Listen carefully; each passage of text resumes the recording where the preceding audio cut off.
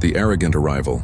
The Vorthak Empire's conquest fleet glided through the darkness of space like predators stalking prey.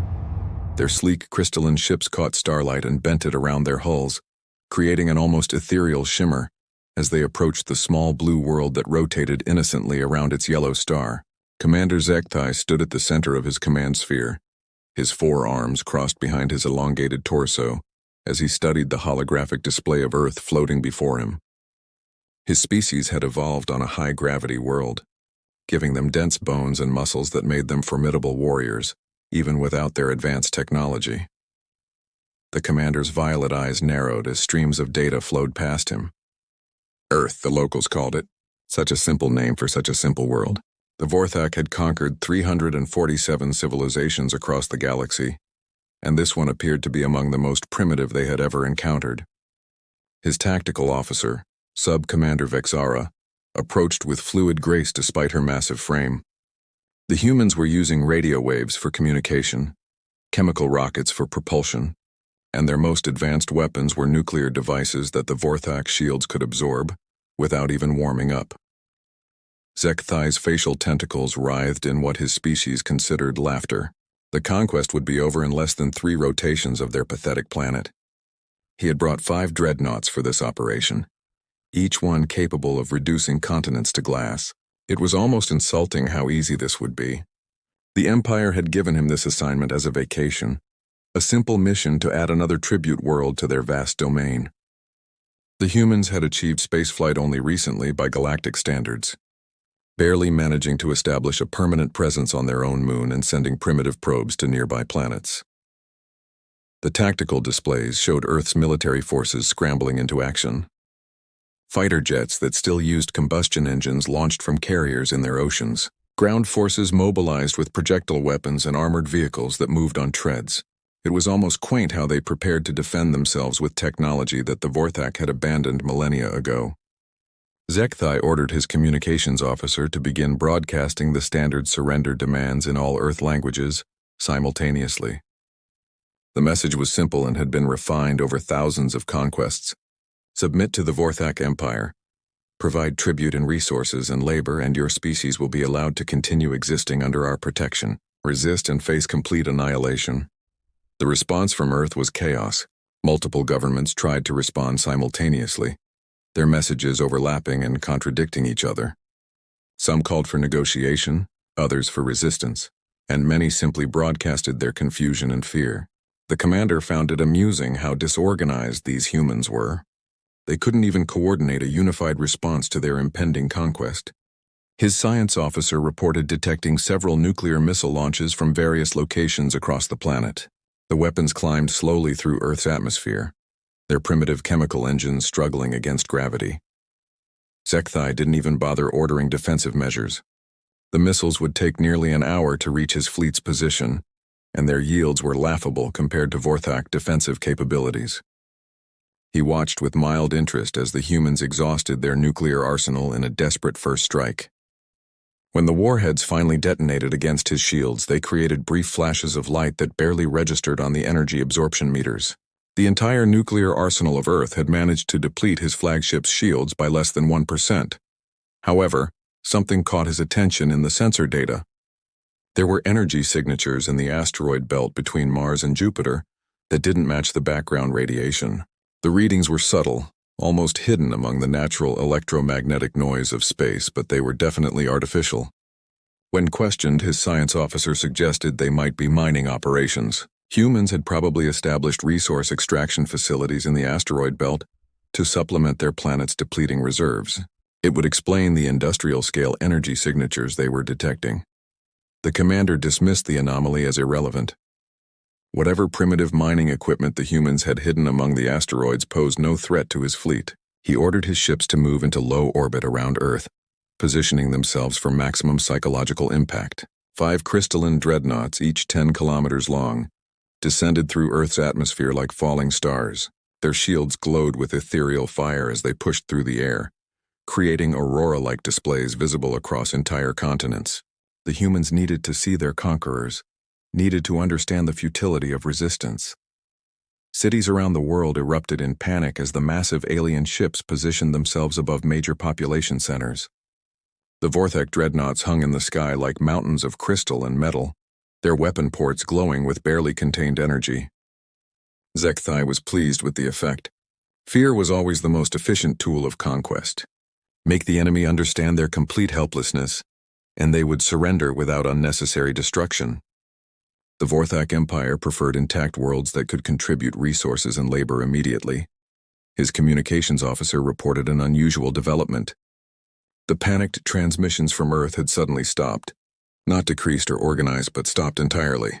Every government, military installation, and civilian broadcast had gone silent simultaneously. The only thing coming from the planet now was a single transmission on all frequencies, a repeating numerical sequence that seemed to be counting down. The commander's facial tentacles twitched with unease. This wasn't normal behavior for a panicking primitive civilization. The countdown continued steadily. 100, 99, 98. Each number broadcast in perfect synchronization across the entire planet. It was as if Earth had suddenly become united under a single voice, a single purpose.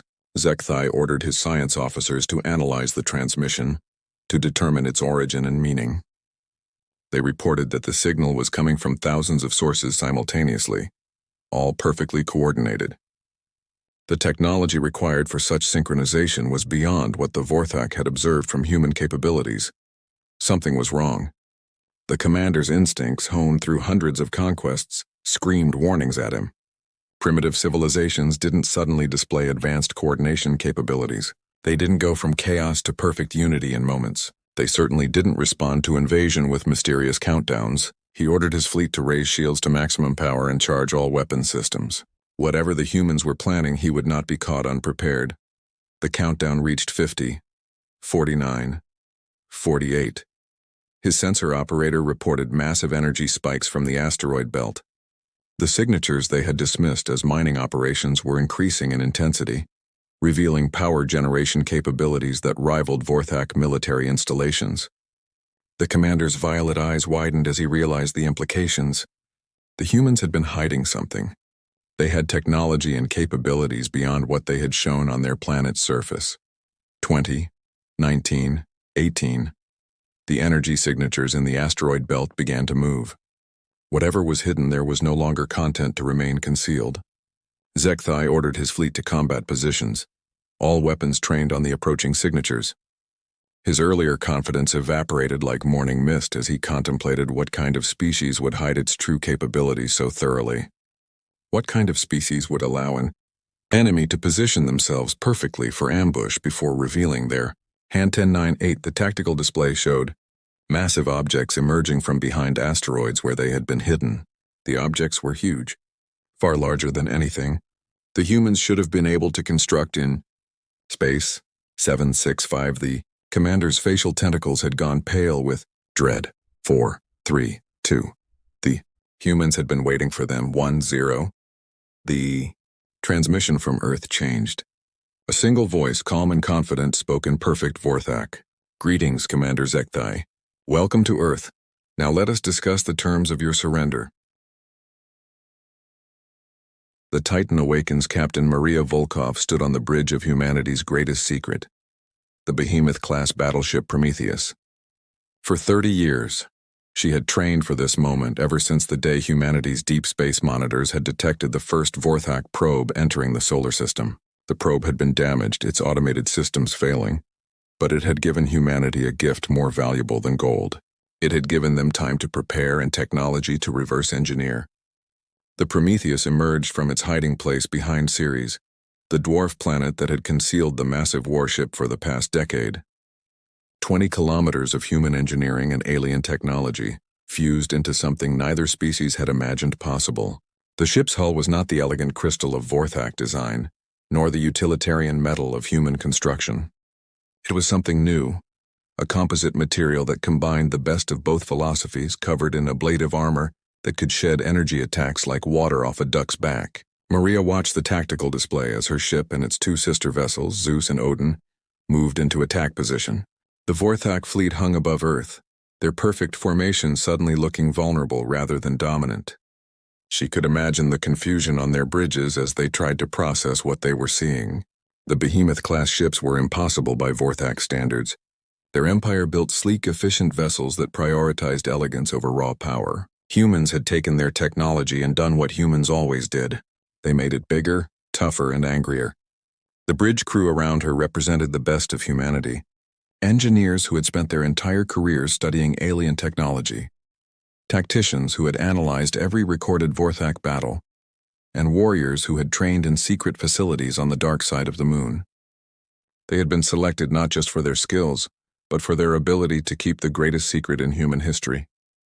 For 50 years, Earth had been preparing for this day, ever since that first probe had been recovered and studied. Lieutenant Colonel James Wright, her tactical officer, looked up from his station with a grim smile. The Vorthak ships were attempting to scan the Behemoth-class vessels, but they were finding their sensors confused by human electronic warfare systems. Humanity might have borrowed the foundation of their technology from the Vorthak, but they had added their own innovations. Where the Vorthak relied on sophisticated energy weapons and shields, humans had added kinetic weapons, nuclear missiles, and cyber warfare capabilities that the galaxy had never seen. The Zeus and Odin took flanking positions while the Prometheus held the center. Each ship bristled with weapon systems that represented the fusion of human and alien technology. Plasma cannons sat alongside electromagnetic railguns, energy shields layered with ablative armor and reactive plating, missile tubes loaded with warheads that combined nuclear fury with exotic matter stolen from Vorthak science. It was overwhelming firepower, the kind that human military doctrine had always favored. Maria opened a channel to Commander Zekthai. She had studied his career, his tactics, his psychology.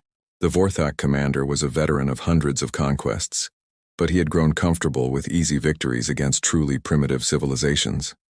He had never faced an enemy that had specifically prepared for his arrival, that had studied his every move, and developed counters for his every strategy. She spoke in his language, her words carefully chosen to maximize psychological impact.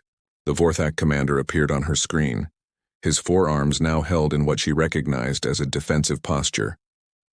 His violet eyes showed confusion and growing fear as he processed what he was seeing. Behind him, his bridge crew scrambled at their stations, trying to understand how humans had technology that should have been impossible for them to possess. Maria explained calmly that Earth had been monitoring Vorthak communications for decades, learning their language, their tactics, their weaknesses. She told him about the probe they had found, how human scientists had taken it apart piece by piece, learning the principles behind Vorthak technology, but more importantly, she explained how humans had improved upon it. Where the Vorthak built for elegance and efficiency, humans built for war.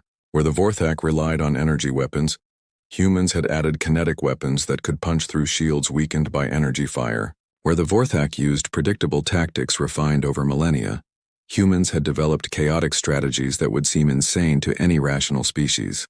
Zekthai tried to maintain his composure, claiming that 5 dreadnoughts were more than enough to destroy 3 ships regardless of their size. Maria's response was to order a demonstration. The Prometheus fired a single railgun round, a tungsten rod accelerated to 20% the speed of light. The projectile struck the shields of the nearest Vorthak dreadnought, and something impossible happened. The shields, designed to absorb and dissipate energy attacks, struggled to deflect the kinetic impact. The rod punched through, leaving a molten hole in the crystalline hull. The bridge of Zekthai's ship erupted in alarm. Their shields had never been penetrated by a single shot from any weapon. The commander ordered his fleet to open fire, streams of plasma and exotic energy beams lashing out at the human ships. The Behemoth-class vessels took the hits on their forward shields, the energy dispersing across multiple layers of protection. But unlike Vorthak shields that relied purely on energy manipulation, the human shields were backed by meters of armor that could take physical punishment even if the shields failed. Maria ordered the full revelation. Hidden weapon ports opened across all 3 Behemoth-class ships, revealing the true extent of human preparation. Hundreds of missile tubes, dozens of railgun turrets, and plasma weapons reverse-engineered and improved from Vorthak designs. But the real surprise came from Earth itself. The planet's surface erupted with light as hidden installations revealed themselves. Humanity had not sat idle while their secret fleet was built. They had constructed ground-based defense systems, orbital platforms disguised as satellites, and lunar bases armed with weapons that could reach across the void. The battle began in earnest. Vorthak dreadnoughts maneuvered with grace, their plasma beams carving through space in elegant arcs. But the human ships responded with brutal efficiency, railguns firing in coordinated volleys that hammered the same shield sections repeatedly until they collapsed. Missiles launched in swarms, not all armed with warheads. Some were electronic warfare platforms that infected Vorthak systems with viruses developed by studying their captured probe. Others were decoys that confused targeting systems, making the real threats harder to track. The Zeus flanked the Vorthak formation, its captain, Admiral Chen, executing maneuvers that should have been impossible for a ship of its size. Human engineers had not just copied Vorthak technology, they had combined it with human innovations in propulsion and maneuvering. The massive ship danced through space like a fighter jet, its weapons firing in all directions. The Odin under Captain Petrov took a different approach. It charged straight at the enemy formation, all power diverted to forward shields and weapons, becoming an unstoppable battering ram that scattered the Vorthak ships. Zekthai watched his tactical advantage evaporate. His ships were more maneuverable, but the human vessels were tougher. His weapons were more sophisticated, but the human weapons were more varied and unpredictable. His crews were more experienced, but the humans had trained specifically to fight Vorthak. Every advantage he thought he possessed was countered by human preparation and adaptation. The impossible was happening. The Vorthak Empire was losing. The Prometheus delivered the killing blow to Vorthak morale. Maria ordered the deployment of humanity's ultimate creation, something that should have been impossible even with Vorthak technology. A wormhole generator, reverse-engineered from theoretical principles found in the captured probe's database and combined with human quantum physics. A portal opened in space, and through it came reinforcements. Not just ships, but an entire fleet that humanity had built in secret facilities throughout the solar system. 20 more vessels emerged, each one unique, each one representing a different approach to combining human and alien technology. Some were smaller, faster ships designed for hit-and-run attacks. Others were cargo vessels converted into missile platforms, their holds filled with enough nuclear weapons to crack a moon. There were experimental vessels with weapons that humanity had developed but never tested, waiting for this moment to reveal their capabilities. Zekthai's facial tentacles had gone white with shock. His empire had sent 5 dreadnoughts to conquer a primitive world. Instead, he faced a fleet specifically designed to destroy Vorthak ships, crewed by a species that had turned warfare into an art form over thousands of years of killing each other. The commander understood now why Earth had seemed so primitive. They had hidden their true capabilities, presenting themselves as easy prey to lure the Vorthak into a trap. Maria offered terms one more time. The Vorthak could surrender, their crews would be treated according to human laws of war, and their empire would be informed that Earth was not to be trifled with. Or they could continue fighting and face the full might of humanity's hidden fleet. She gave them 60 seconds to decide, the countdown appearing on every screen in the Vorthak fleet. The same countdown that had announced humanity's revelation to the galaxy. As the seconds ticked away, Commander Zekthai realized he had 2 choices. He could die as a warrior of the Vorthak Empire, his fleet destroyed by an enemy he had completely underestimated, or he could live to warn his empire that humanity was not what it seemed. That this small blue world had produced a species that could take the technology of their conquerors and turn it into something even more dangerous. A species that had looked at the stars and decided that if anyone was going to do the conquering, it would be them. The countdown reached 0. Zekthai made his choice. The Vorthak Empire's first defeat in 1,000 years was also its most important lesson. Sometimes the primitive species were only pretending to be helpless. Sometimes they were waiting, preparing and planning for the day when overconfident conquerors would arrive expecting an easy victory. Sometimes the prey was actually the predator in disguise, and humanity had just announced to the galaxy that Earth was no one's easy conquest. The war was over before it had truly begun, but its implications would ripple across the galaxy for generations to come. The Vorthak Empire would speak in whispers about the day they encountered humanity's Behemoth-Class battleships. Other species would hear the stories and wonder if approaching Earth was worth the risk. And humanity would continue to build, continue to prepare, and continue to wait for the next species that thought Earth would be an easy target. The galaxy had learned an important lesson. Never underestimate the planet that had spent its entire history perfecting the art of war.